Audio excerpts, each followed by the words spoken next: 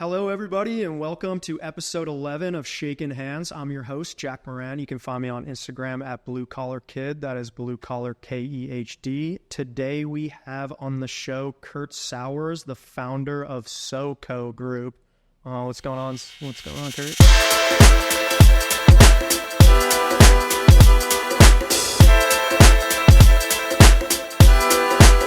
Good intro. Appreciate it, Jack.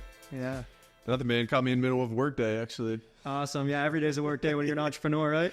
That's right. That is. Yeah. So, what are you working on currently? Give us a little background on what you're up to now. Yeah. So, SOCO Group, we're commercial general contractors. I founded it a little over 3 years ago now, and it's something I have been doing. I've been in construction most of my adult life. Worked in and out of the trades.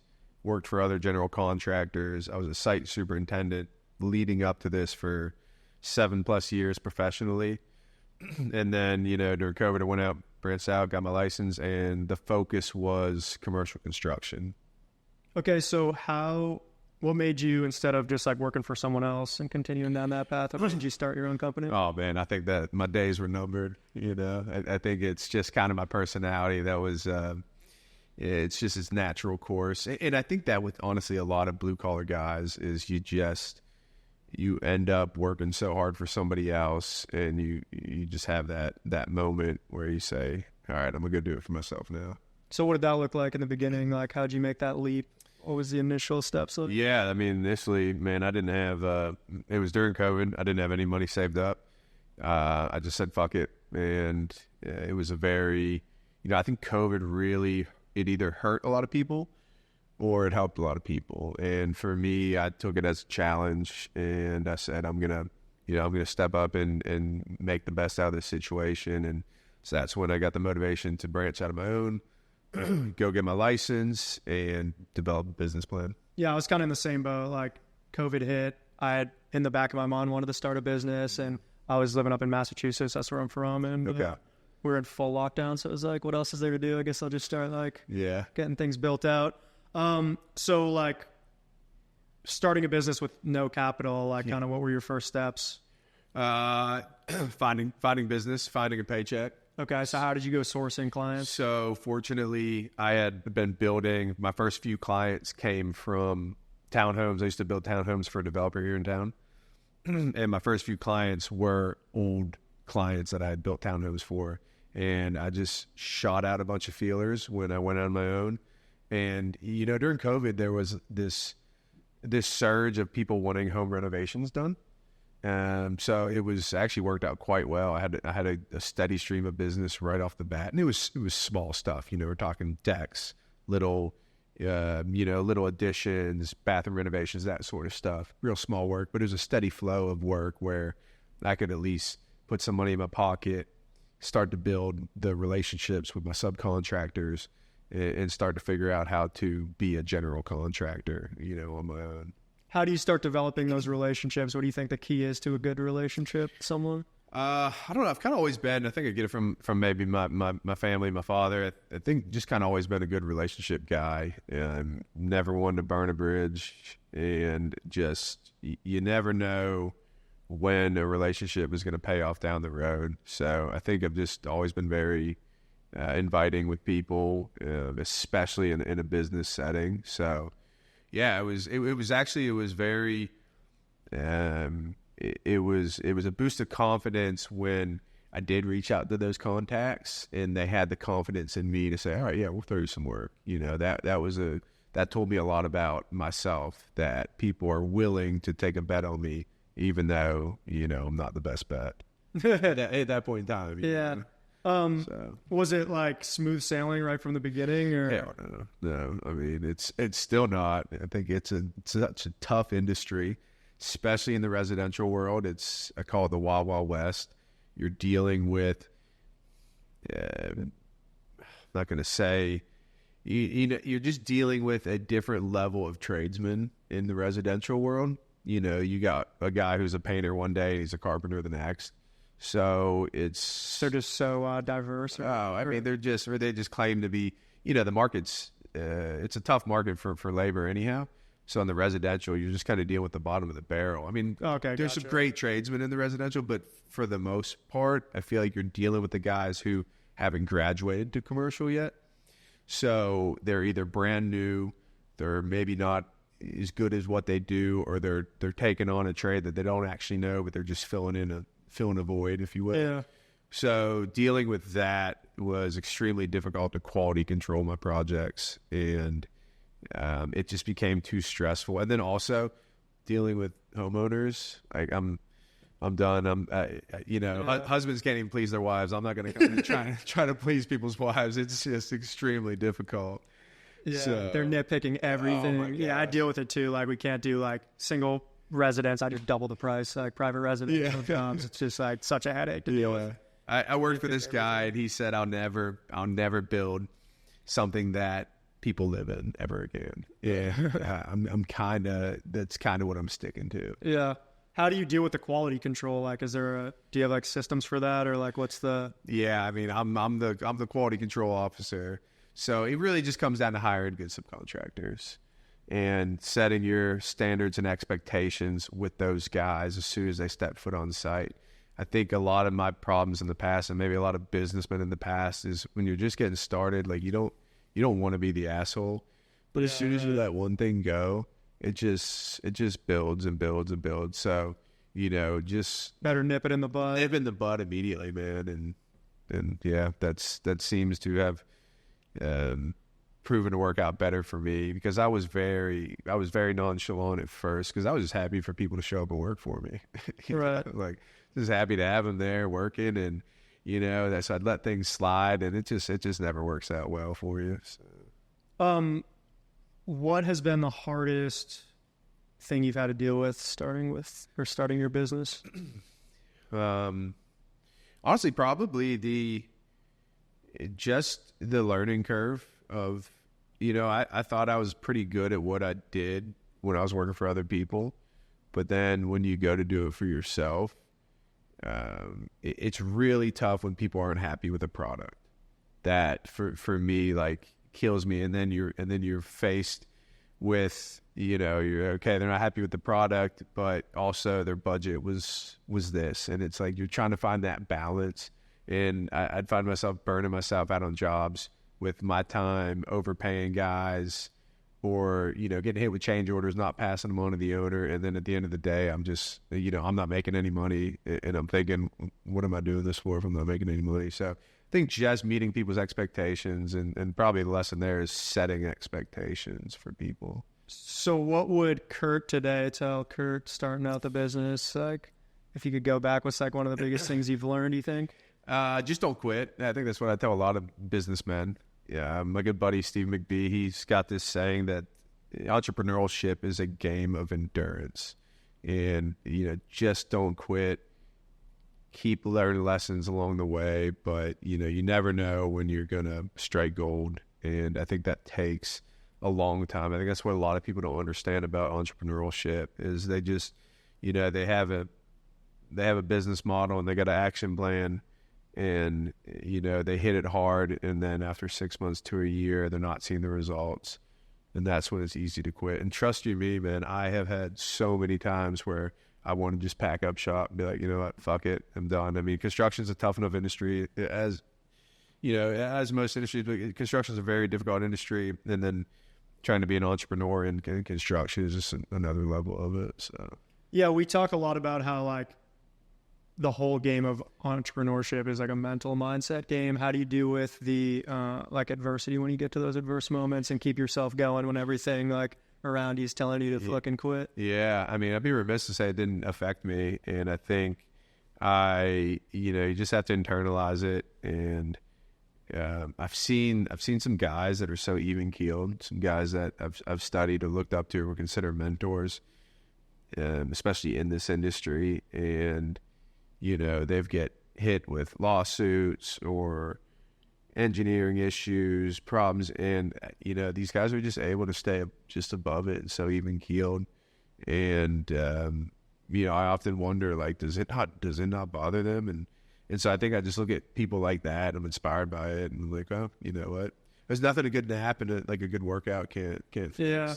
And it's like, it really comes down to your perspective. Like I look at it, I got these guys from like Latin America that work for me. Yeah. They're happy as pigs and shit, working out on site. But, I used to have like a couple of college kids working for me doing the exact same job, and they were fucking miserable the entire time. So doing the exact same job, like two different people have this different perspective on it. Yeah. And it's like that perspective really does drive your reality. And it's like, oh, absolutely, man. Happiness is a discipline. If you have the discipline to like keep your mind straight and like not let that negativity get to you, like then your world's gonna be positive all the time. Absolutely. And it's just, shit happens, and shit's gonna happen every day. And if you let your emotions, if you're just reactionary to it all the time and let your emotions spike because of it, you probably shouldn't be an entrepreneur. So what in your personal life do you do to support like the productivity within your business? Man, I don't drink or party as much as I used to. I gotta reel that in to one night a week. Cause I'm getting older. Yeah. And if I'm drinking during the week, or I go down on a Thursday and have a couple glasses of wine, I'm not fully functioning and that next day. Yeah. So I think just cutting out my vices is a big one. Also, I'm never as sharp as I am when I'm physically fit. Like the more I am taking care of my body, the better mentally I am, the sharper I am. And the more apt I am to be able to deal with all of those issues that come up on a daily basis. And it's interesting that you say that. Like we just had this conversation. 2 episodes ago, we had George Heisel on, who I was telling you about. And he hasn't drank in 30 something years, and I don't drink either. And that's we had a conversation about that, and like how it does. That was happening to me. I was partying in college and whatnot, and like trying to start the business, drinking. The hangovers turn from 1 day to 3 days. Yeah. Like when you're trying to produce at like a high level, it does start to weigh on you, and it's not sustainable. Yeah, it's not. I mean, some people can, man. I know. Yeah. I know guys who can. They can go and drink several nights a week, and they're up at 7 and functioning. But imagine how talented they'd be like without it. Yeah, that's what I think about. Like, there's no way that it's not limiting them in some way. Yeah. I mean, maybe there's someone out there that gives them the extra boost, but yeah, I don't know. I mean, I do think about that, and I still do. I mean, so I'm opening up a bar. That should help. Yeah. I designed it. I'm building it out right now. We'll be ready to open in about 2 months. So that's my newest venture. Okay, sweet. It's called 88. It's gonna be up in Noda, and it's coffee during the day. At night, it is gonna be a cocktail and jazz bar, a lounge. And but honestly, big music guy. I just love live music. Yeah, same. I love to travel, and really what inspired this was just coincidental. I had a client reached out to me to help design and build the space, and then after I met with them that next weekend, I was up in Brooklyn, and we were at this really cool little lounge, and it was a jazz lounge, and that's honestly what inspired most of the design of this lounge was from that space. We're up in New York, and we're trying to bring like an experience to Charlotte. But where I was going with that is, I honestly think that opening it will keep me more out of the nightlife, and just like on a Friday night, if someone's normally it's like I'm just I'm single, so sitting around, someone's like, oh, let's go get a drink. I'm like, all right, sure. Like I got nothing else to do. But I feel instead I'll just be like, no, I'm gonna run over to the lounge and make sure things are running smooth over there. So I'm hoping it'll pull me out of the nightlife even more. What's it been like going to that venture from the development or the construction side of things? It's definitely scary, but that is something that has been probably stressing me out the past couple months. How do you balance the time like between the two things and not like? There was no balance. Yeah. I mean, it's, we were on a call. I got done last night working at 6, got to my desk, and we jumped on an owner's call. We were on that call till 9 p.m. because we're really like 60 days out. So we just hired a manager, and now we got to start finding baristas and bartenders. And so it's just, I don't know. You're an entrepreneur. There is no balance. Yeah. You're doing this in between making calls, and right. that's what most people don't understand. And even even the weekends, like I tend to work Saturday mornings all the time because I got guys that want to work. So if I got guys working, I like to work. So really Sundays are that's my day where don't call me. I don't pick up the phone. Like if you hear from me on a Sunday, it's because I want to talk to you. But yeah, I kind of have a no cell phone Sunday rule. I'm very hard to get a hold of. Yeah. Yeah. And it's like, you say like, I love to work. Like I think that, I see so many people, they can't even do an 8-hour day, like productively, but it's because they just fucking hate what they do. Yeah. And it's like, that's like the key is like and it seems like you're pretty passionate about what you're doing. I think it's just, I'm good at it and it makes me feel like a man. I think that is probably why I've stuck in the construction industry for so long is I feel like it's a skill that the world needs and that people can be inspired by and that we need more of it. And, I remember going to college and, everybody was sold the dream of being like this white collar banker, lawyer, all those white collar jobs. And I don't know, man, it just never really fit me. I just didn't. It's just not what I ever felt passionate about. To me, that seemed like death, like to just go in and punch a fucking clock for 8 hours a day doing spreadsheets or some shit. And nothing against white collar guys. I mean, they make a hell of a lot more money than I do probably. But it just could never. What is money if you're not happy? Yeah, if you're not happy, it just never really got my gears turning. And so I think that's probably why I've just stuck in blue collar industry is because it makes me feel like a man. It makes me feel like I'm contributing to the world. And at the end of the day, I know I can step back and offer a skill to the world that a lot of men don't.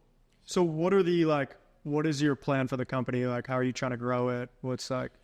Yeah, so the plan is I'm working on getting my license in South Carolina and then Tennessee next, and I need to systemize better. I will say I'm a good builder. I'm not a very good CEO. Like, I'm really not. So I'm trying to systemize better, putting everything down on paper so that my employees can know what I know. Right. Or that they can operate without me standing over their shoulder. And I think that's the toughest thing for me to right now is to relinquish control or have the confidence that, I can bid on $1 million project and I can put a team on it and I can kind of let it do its thing while I can go business develop. So that's been the most difficult thing for me. And maybe part of that's just the industry as a whole. It's hard to find good people. I'm not offering the biggest salaries for my superintendents. Like, if you're good at what you do, if you're a good super, if I were me, I probably wouldn't come work for me right now because I wouldn't pay me enough. But also I would because I worked for a guy that was kind of like me and I didn't get paid as much, but I learned so much from him, just working under him. So it's kind of a catch-22. I'm not at the point yet where I can offer these guys the biggest salaries and. So then how do you influence them to stay like? Exactly. Yeah. And then how do you keep good people? And you almost have to.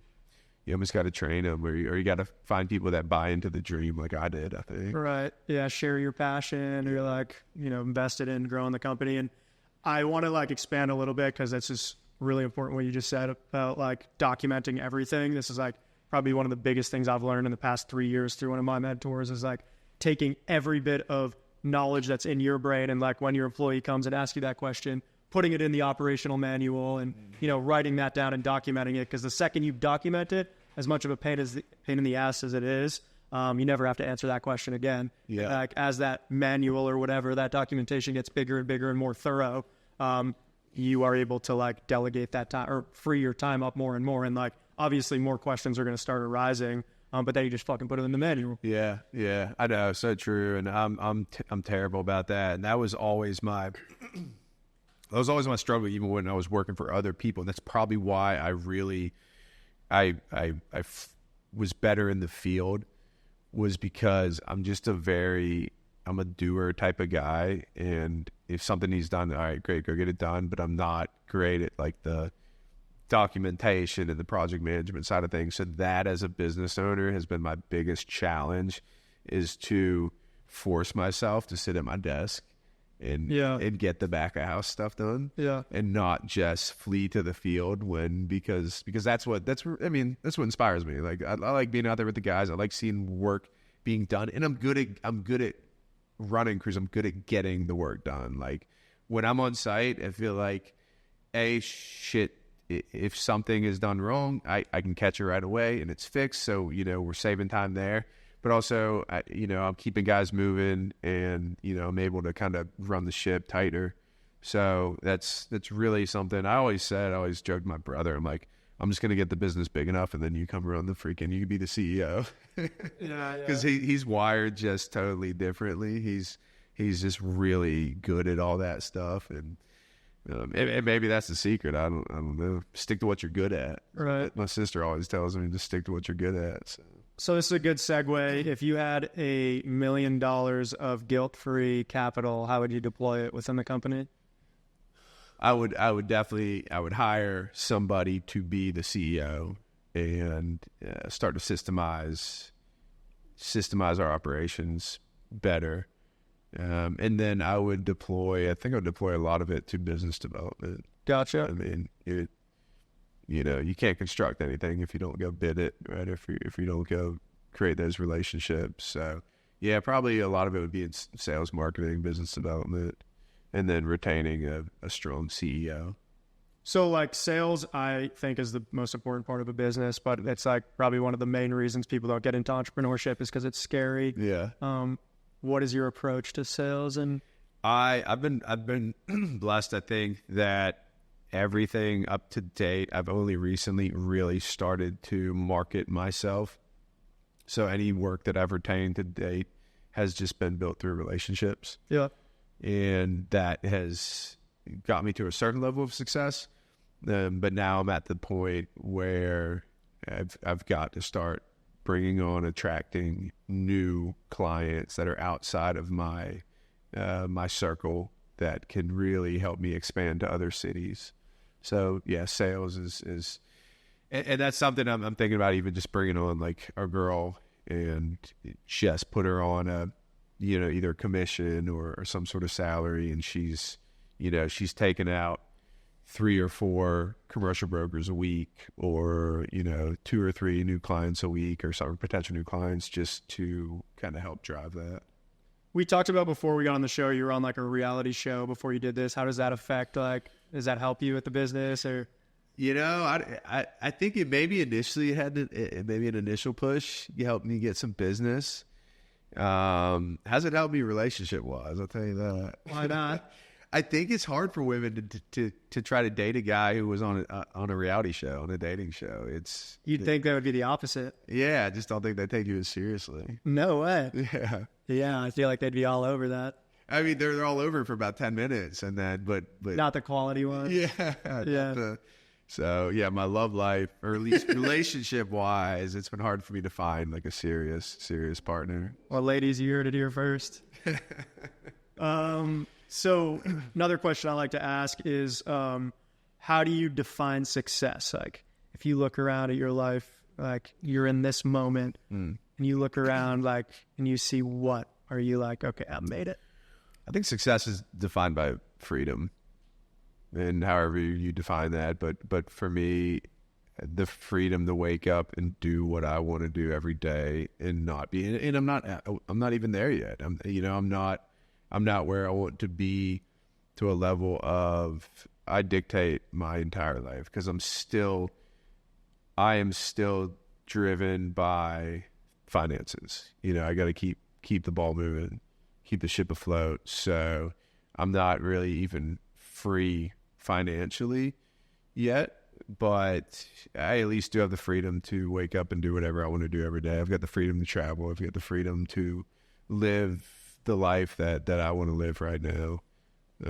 So yeah, I think just freedom, man, and however you want to define that, but the freedom to live your life the way you want to live it, and to have nobody dictate how you should live it, the hours you should work. And I think that's a ton of people get caught up with this.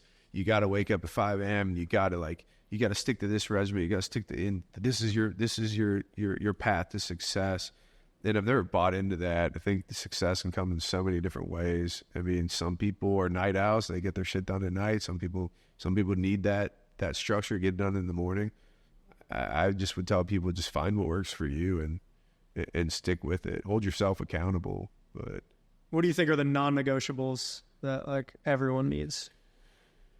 Non-negotiables. I mean, you gotta have some confidence in yourself, right? Nobody else is going to believe in you if you don't believe in yourself. So, and people can read that all over you when you go shake their hand. So I think you gotta believe your own bullshit. If you've got a dream, believe in that dream, and other people will be attracted to that. Yeah, like how do you motivate yourself, That's tough at times, yeah. Like how do you find motivation? Other people. Other people? Yeah, for sure. I'd say I'm definitely driven by my peers. And, I see some guys and studied some guys that that might make it look so easy, and it keeps me accountable to myself, Because we're all have those moments where you get burnt out and you don't want to do shit. You would be lazy. And I think that's what keeps me going. Seeing other young guys out there making it. So a couple more questions before we wrap up. What I like to ask is, what is the worst situation you've ever been in as an entrepreneur? Like biggest oh shit moment as an entrepreneur. So I got a line of credit for the company. I like where this is going. This was this year, and it really. So anyhow, I had a couple projects going on. Everybody was late on paying. So, and I'm talking a couple $100,000. Yeah, everybody's late on paying. So I had to pull a pretty big chunk of my credit line out, and everybody's late on paying. I was waiting on a couple checks. The credit line, it was only for a year, so I guess the year had come up before I knew it. So they went and debited my account for the entire amount that I had pulled. So we're talking over 6 figures. Debit my account, and I go check my account, and I had no money. Shit. Yeah, and that was a no shit moment. And I called them, and they're like, "Oh, that was a mistake. Because I talked to them too. I was like, hey, let's just roll this into another year." And so it was just an automation mistake. And they're like, oh, okay, I'm sorry, we'll back it out. So yeah, that was probably my biggest, oh shit, as an entrepreneur. And it taught me a tough lesson on cash flow. Yeah. And, and that's honestly, that's what I got to do tonight is get all my pay apps out on time, because cash flow can just kill you. Yeah. And then also starting to penalize people when they pay late. I've been such a nice guy with people, but that was one of those oh shit moments, because all it did was put me in jeopardy of losing, something I'd worked for 3 years to build. Right. Because everybody was paying late. And I mean, I'm talking to, I was owed, oh man, I was up to $400,000 in receivables, and almost every client was late at one point. Yeah, we were just, probably second episode, we had this guy, Rod Robertson, on. We weren't even recording it at the time. We were just doing the Voice podcast. But he's an investment banker, M&A guy, and he said, right now, the biggest reason businesses fail is because of cash. And you could have a company with $100 million in receivables, of business, but if you can't hit that fucking payroll.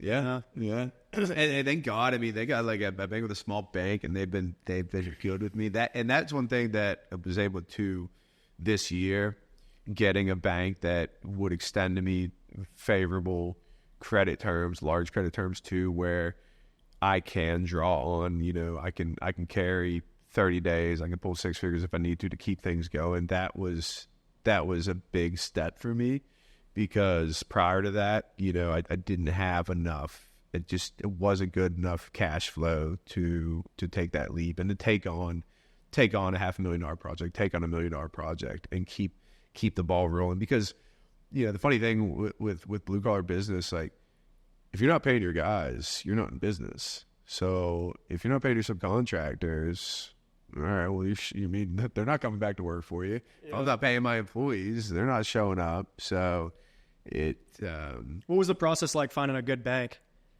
It's a small bank? Yeah, small bank. Yeah, because I've gone to some big banks, and obviously they're they don't give a shit about you. Yeah, no, they don't give a shit.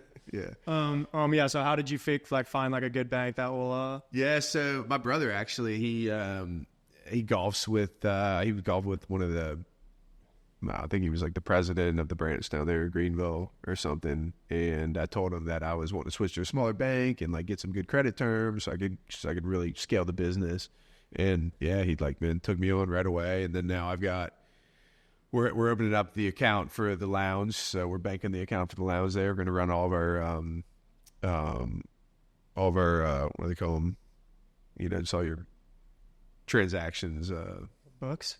Yeah, I forget the term for it, but all of our sales are going to run through them. They're going to do our merchant services. Okay, gotcha. So they can run all of our merchant services through them, and then I've got another. I just opened up another account with a buddy. I've got some merch that I've been working on. Opened up another account there, and then I got a fourth account there with another buddy. We opened up. We provide shipping container solutions for people. So those container tunnels you see around town. So like a couple of those of ours.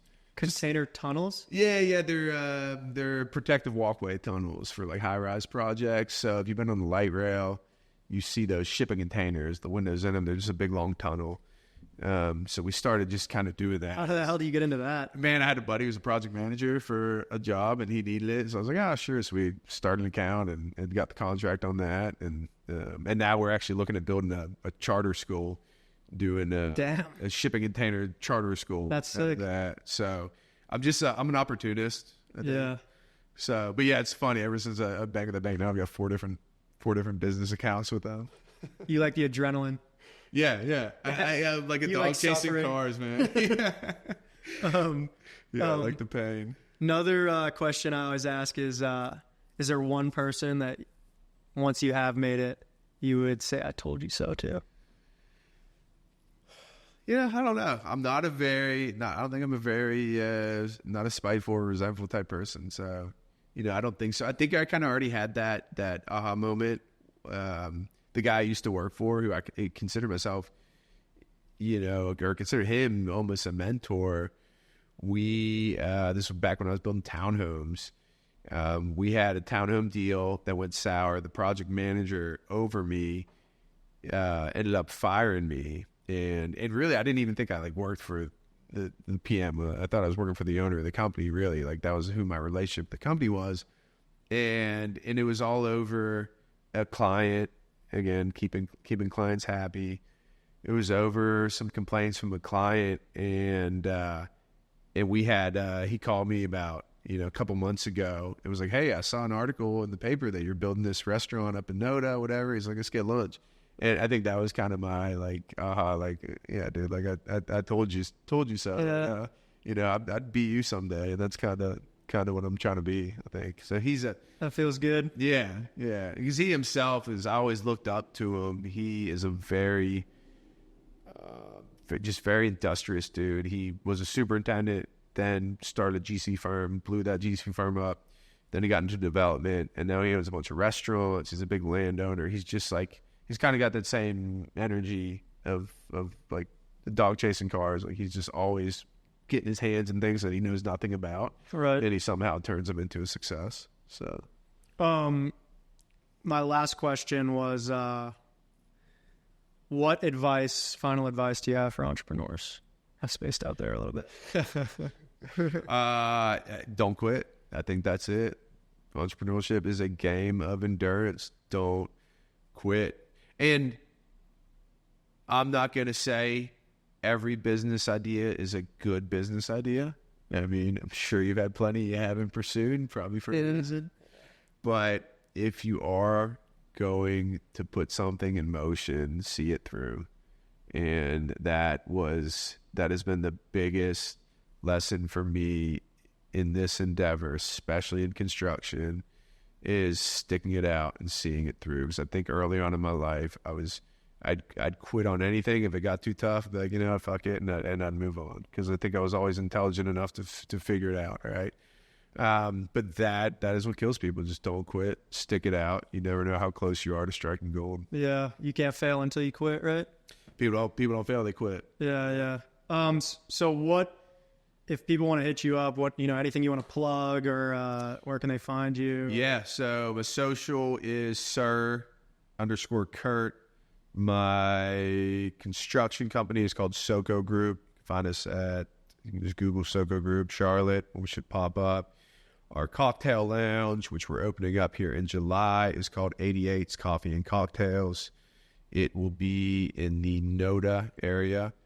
And then the merch brand I've got coming out, we just placed our first order of hats. It's called Black Flag Co.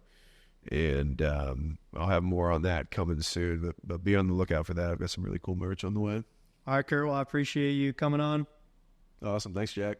Well, that concludes episode 11 of Shakin' Hands. I'm your host, Jack Moran. You can find me on Instagram at Blue Collar Kid. That is Blue Collar KEHD. If you have any guests that you want to recommend or questions that you want asked, don't hesitate to reach out. And other than that, tune in next time for some more interesting guests and conversations. Thanks, guys.